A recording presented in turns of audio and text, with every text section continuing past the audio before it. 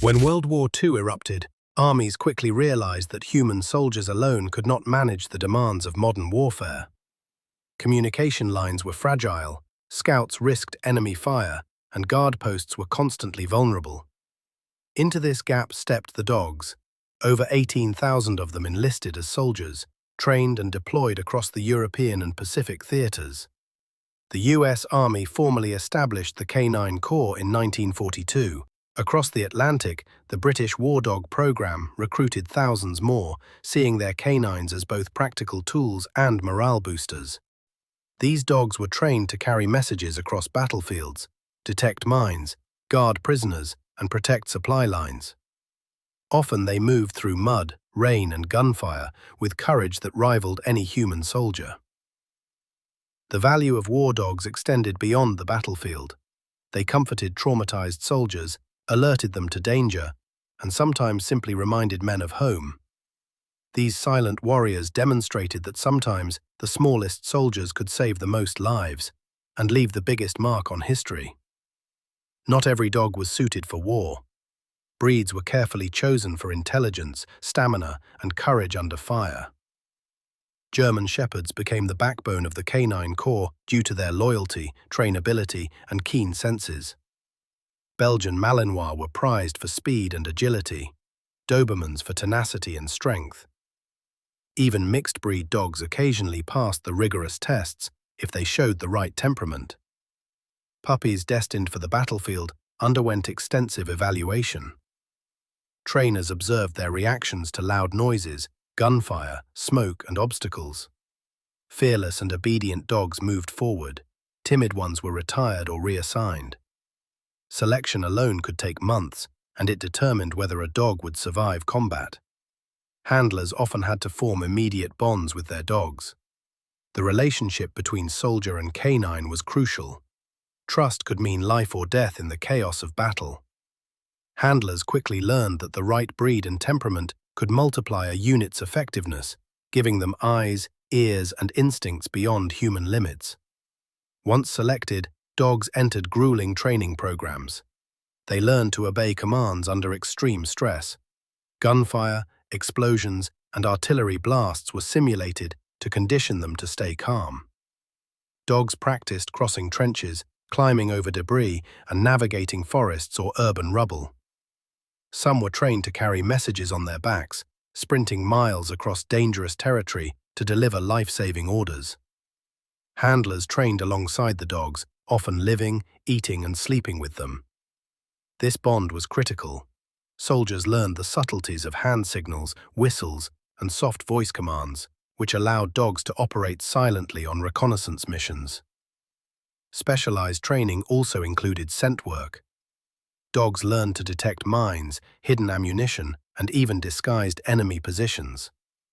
Weeks of conditioning honed instinct into precision action. By the end, a war dog was capable of navigating chaos, following complex commands, and acting decisively in moments of extreme danger. Radios often failed, and human runners were easy targets. Messenger dogs became vital for transmitting orders across treacherous terrain. During the Normandy invasion, dogs darted through mud-filled fields riddled with artillery craters, dodging bullets and shrapnel to reach their destinations. In the Pacific, dogs carried messages across dense jungles and enemy-held islands. One famous example is Chips, an American war dog who served in Sicily, Italy, and France. Chips carried messages under heavy fire, broke through enemy lines, and even attacked enemy soldiers when necessary. While Chips became famous after the war, thousands of lesser-known dogs performed equally heroic missions, carrying messages that often meant the difference between life and death for entire units. Messenger dogs were sometimes faster than vehicles and could reach areas that were impassable for humans. Their ability to move stealthily while carrying critical information saved countless soldiers and allowed units to coordinate attacks or defenses under chaotic conditions. Certain dogs specialized in detecting explosives. Their acute sense of smell allowed them to find landmines and hidden booby traps before humans ever approached.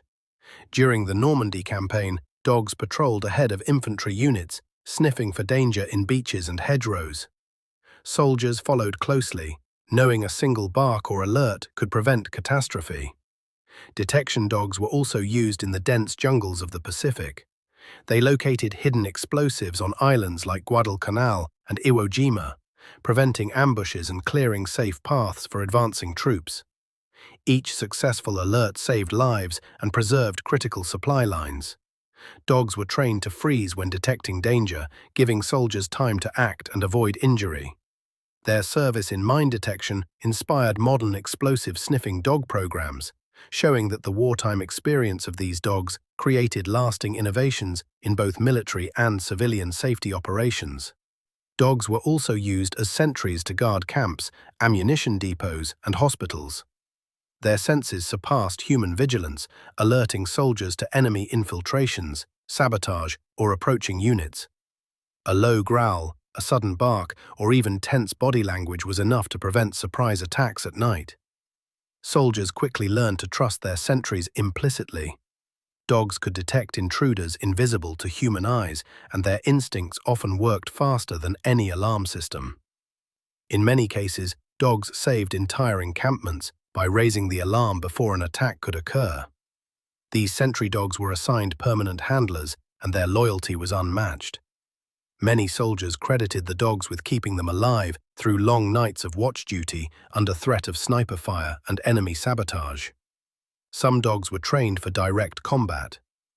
Attack dogs carried explosives, rushed enemy positions, or assisted squads in clearing bunkers. These roles were dangerous, but the dog's courage was remarkable. Historical accounts describe dogs running through gunfire to reach enemy positions, attacking with precision and protecting their handlers from ambush.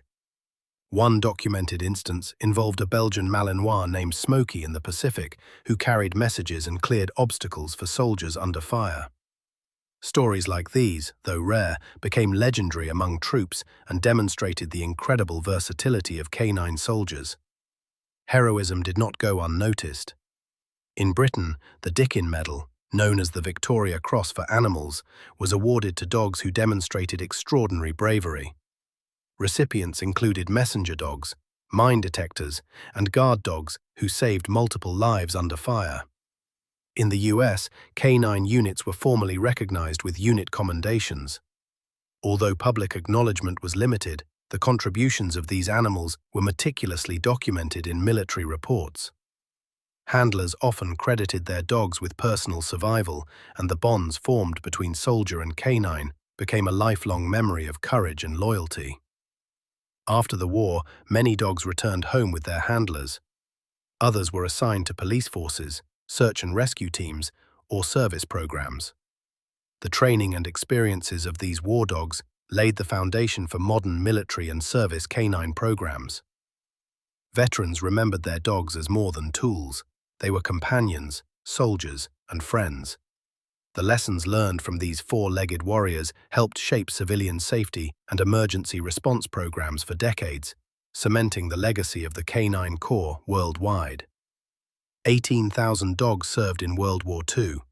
They carried messages, detected mines, guarded posts, and even participated in combat operations. Silent, loyal, and fearless, these dogs were true soldiers. Though often overlooked in traditional military histories, their contribution is remembered in memorials, books, and veteran testimonies. They prove that heroism is not measured by size, speech, or uniform, but by courage, loyalty, and instinct. Today, every military working dog, search and rescue canine, and service dog continues the legacy of the World War II war dog, reminding the world of the profound impact these silent soldiers had on history.